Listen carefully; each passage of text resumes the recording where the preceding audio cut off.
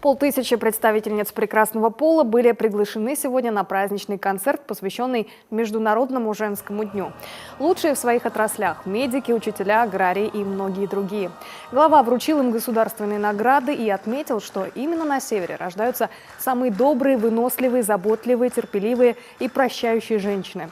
Наравне с мужчинами, несмотря на трудности, они внесли свой вклад в развитие республики и страны.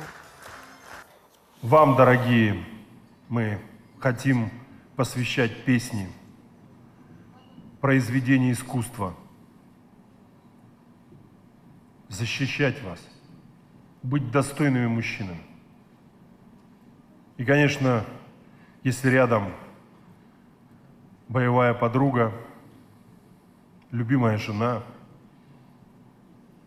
заботливая мать, всегда с огромным трепетом такие годы становятся достоянием и семьи, и республики, и страны. Именно благодаря вам сегодня наша страна живет, процветает и будет не просто страной возможностей, а великой страной возможностей.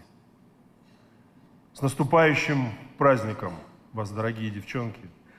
Любви вам, терпения, семейного благополучия и, конечно же, заботы близких. После слов поздравлений и награждений специально для женщин выступили творческие коллективы Республиканской филармонии.